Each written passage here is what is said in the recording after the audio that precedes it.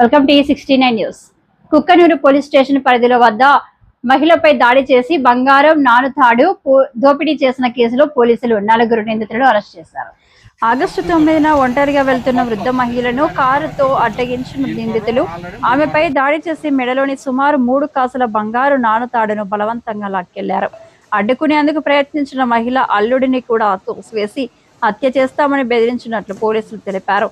Case దర్యాప్తులో భాగంగా నిందితులను అదుపులోకి తీసుకున్న పోలీసులు వారి నుంచి 21.600 గ్రాముల బంగారు నాణతాడుతో పాటు నేరానికి ఉపయోగించిన కారును స్వాధీనం చేసుకున్నారు. అరెస్టైన 4 రిమాండ్ నిమిత్తం జంగారెడ్డిగూడెం కోర్టులో హాజరుపరిచారు.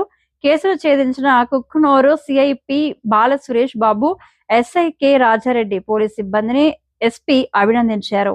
కుక్కునూరు మండలం వింజర గ్రామంలో సుమారు 1 గంట 30 నిమిషాల సమయంలో ఒక మహిళ నడుచుకుంటూ వెళ్తుంటే TS03ET4530 అనే కారులో 3 మగ వ్యక్తులు మరియు ఒక ఆడ మనిషి వచ్చేసి ఆ కారు అడ్డంగా ఆపి ఆ మహిళని అడ్డగించి కొట్టి భయభ్రాంతులకు గురి చేసి ఆమె మెడలో ఉన్న సుమారు 3 కాసుల బంగారు నాణతాడును తెంపుకొని పారిపోవడం జరిగింది.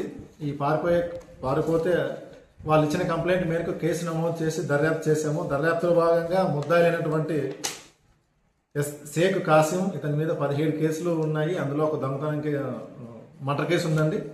అలాగే వాసంశెట్టి పవన్, ఇతని మీద 10 కేసులు ఉన్నాయి. 9 చోరీ కేసులు, ఒక మర్డర్ కేసు ఉంది.